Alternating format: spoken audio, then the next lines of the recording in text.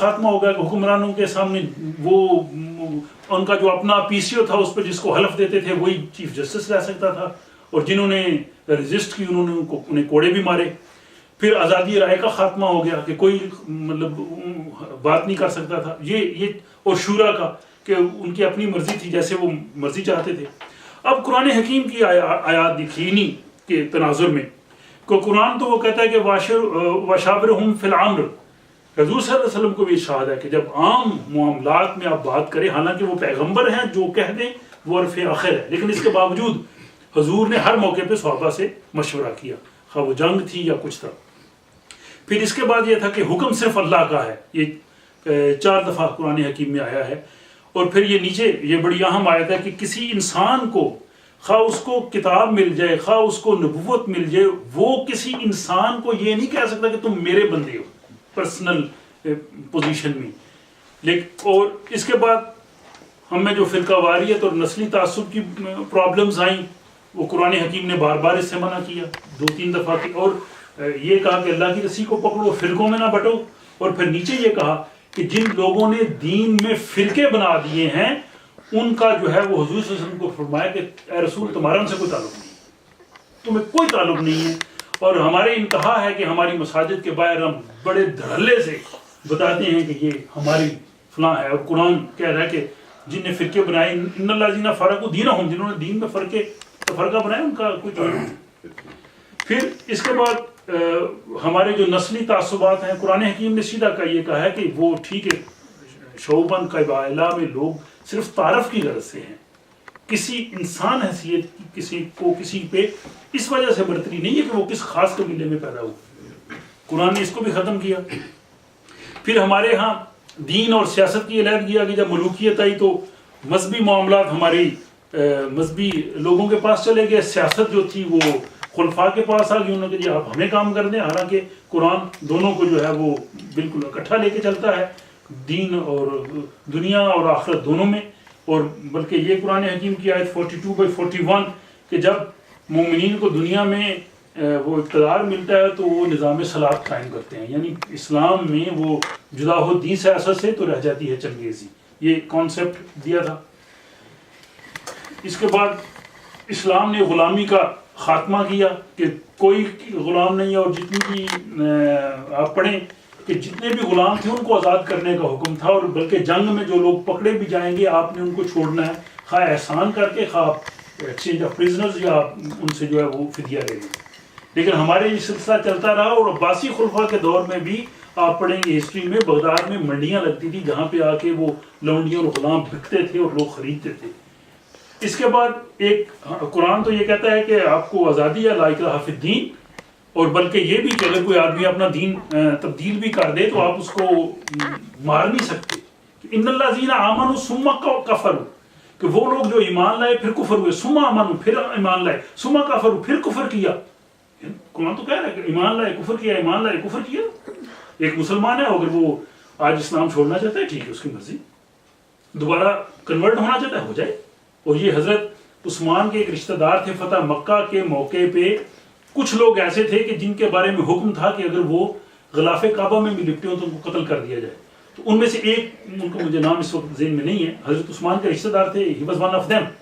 तो हजरत उस्मान उसको रसूल पाक के पास ले आए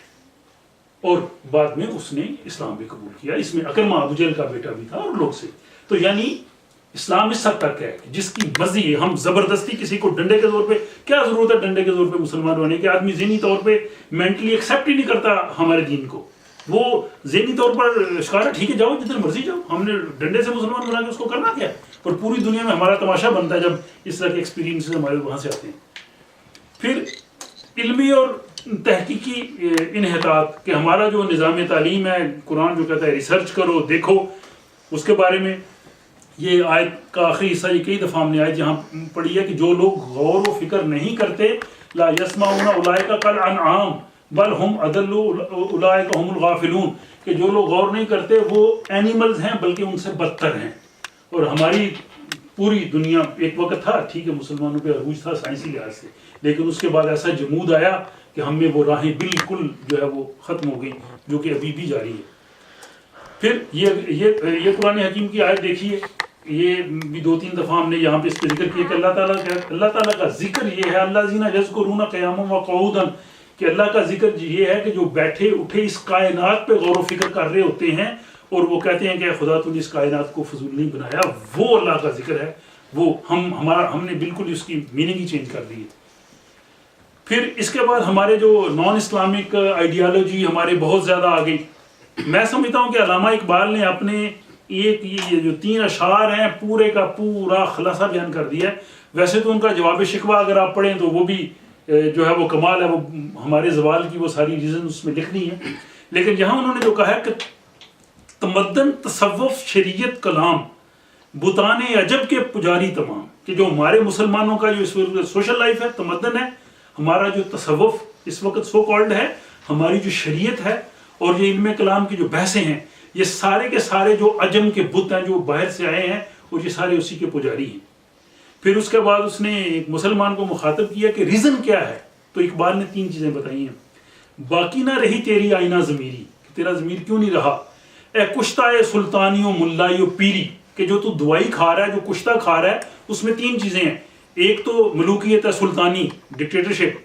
دوسری ہے ملائی جو مذہبی پیشوائی ہے تو اس کا غلام ہے، تیسری ہے پیری کہ جو تمہیں جو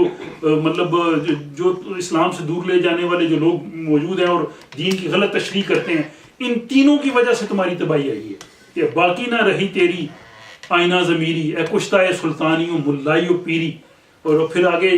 وہ کہتے ہیں کہ حقیقت خرافات میں کھو گئی، یہ امت روایات میں کھو گئی، کہ ہر چیز کو اس طرف جب تم منسوب کر دیتے ہو تو وہ یہ چیز چلی جاتی ہے۔ پھر اس میں وہ تقدیر کا اور جبر کا عقیدہ بھی ہمارے مطلب بعض اوقات مجھے حیرت ہوتی ہے کہ بہت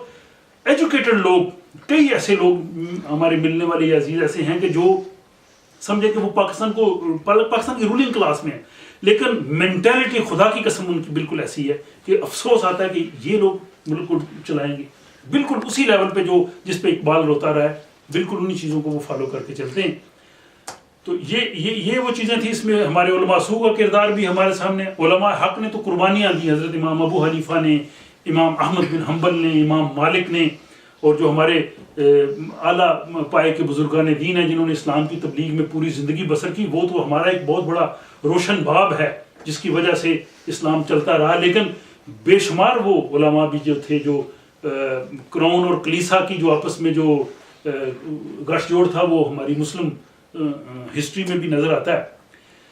پھر اس کے بعد یہ قرآن ہمیں یہ کہتا ہے کہ جو ہم نے نازل کیا ہے تم اس کو فالو کرو، کہ ما انزل اللہ کے مطابق جو زندگی بسر نہیں کرتے وہ شیطان ہیں، ان کے لیے جو عذاب ہم نے تیار کھڑا کر رکھا ہے 31/21۔ اب یہ ساری جو چیزیں ہوئیں ہماری عام سوسائٹی، تو اس کی وجہ سے ہوا کیا کہ ہم قرآنی تعلیمات سے ہمارا انحراف، ہماری اخلاقی پستی اور مومن کی خوبیاں، کہ جو قرآن مومن کی پوری خوبیاں بیان کرتا ہے وہ ہمیں وہ نظر آتی نہیں۔ جھوٹ اور وعدہ خلافی، یہ عام سی چیزیں ہمارے معاشرے میں، کوئی اس پہ مطلب تھوڑی سی بھی وہ نہیں کہتا کہ یار یہ غلط ہے۔ اور اللہ تعالیٰ نے یہاں پہ یہ فرما دیا ہے کہ یہ اللہ تعالیٰ کے جو ہے وہ سنت اللہ ہے، اس کے اصول ہیں، جو اس کو فالو کرے گا وہ چلے گا، وہ کوئی خدا کا چہتا نہیں ہے، بس جو خدا کے حکم کو فالو کرے گا وہی کامیاب ہوگا۔ اور ان ساری چیزوں کے جو ریزلٹس مسلمانوں پہ نکلے، ہمارے جو 14 سالہ ہسٹری میں ہماری جو صلیبی جنگیں آئیں، اتنی طویل صلیبی جنگیں، اس کے بعد چنگیز اور ہلاکو کے حملے، اور وہ بھی آپ نے ہسٹری میں پڑھا ہوگا کہ جب چنگیز اور ہلاکو ہوئے تو اس کو غدار وہیں سے ملے تھے، انہی نے انہیں ویلکم کہا، وہ بھی ان کے ساتھ تھے۔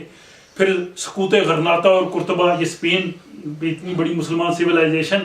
اور آپ کو حیرت ہوگی کہ اس سویلائزیشن کو جب وہ عیسائی بادشاہ جو ان کے مخالف تھے ان کو سپورٹ بغداد کے خلیفہ کر رہے تھے، یہ خود ان کو کہہ رہے تھے کیونکہ وہ ان کے اگینسٹ تھے۔ اور یہ ہماری جو چیزیں جاری ہیں، لیکن سوال یہ ہے کہ کیا اب بھی ممکن ہے کہ ہم دوبارہ عروج حاصل کر سکیں؟ یہ تو وجوہات تھیں۔ اب ان ساری چیزوں کے باوجود میرا یہ انالیسس ہے کہ اسلام اور مسلمان دونوں ایک نہیں ہیں۔ بدقسمتی یہ ہے کہ آج کا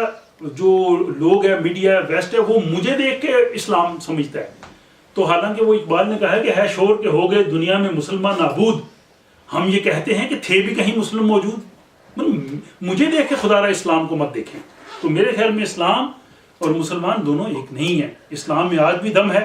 کیونکہ دنیا کے باقی مذاہب جو ہیں وہ ختم ہو چکے ہیں اور نظاموں کا حشر آپ کے سامنے ہے. کمیونزم ختم ہو چکا ہے, کیپٹلزم کے خلاف ابھی حال ہی میں آپ دیکھیں پوری دنیا میں مظاہرے شروع ہو چکے ہیں. دنیا سمجھتی ہے دنیا کو سکون اسی سے آئے گا. اور ابھی بھی آج کا یورپ جہاں پہ کھڑا ہے یہ مسلمانوں کے ان عظیم کارناموں کی وجہ سے کھڑا ہے, جو ہمارے جدید تمدن پر جو ہمارے اثرات سے. اور آج ہمیں یورپ سے مکالمہ کرنے کی ضرورت ہے, اپنی ذمہ داریاں اور خواہ مخواہ جو ہم نے غلط محاذ کھولے ہوئے ہیں ہمیں وہ بند کرنے کی ضرورت ہے. اب اس میں حل پہلا تو یہ ہے اجتماعی, کہ جس میں علامہ اقبال نے وہ جو سارا لکھا ہے کہ ہم جو حضرت عمر نے کہا تھا کہ حسبنا کتاب اللہ, کہ کتاب اللہ کو ہم پکڑ لیں اور اس پر چلیں. اور دنیا میں جو جو تحریکیں جہاں جہاں کوشش کر رہی ہیں ہمیں اس کا پارٹ اینڈ پارسل ہونا چاہیے. یہ تو ایک ایسا چیز ہے کہ یہ لمبا ٹاپک ہے, لیکن میں سمجھتا ہوں کہ انفرادی اور عملی طور پر مجھے کیا کرنا, what I have to do. تو مجھے اگر آج ہم 15-16 لوگ یہاں پہ جو بیٹھے ہیں, ہم نے کیا کرنا ہے اس زبان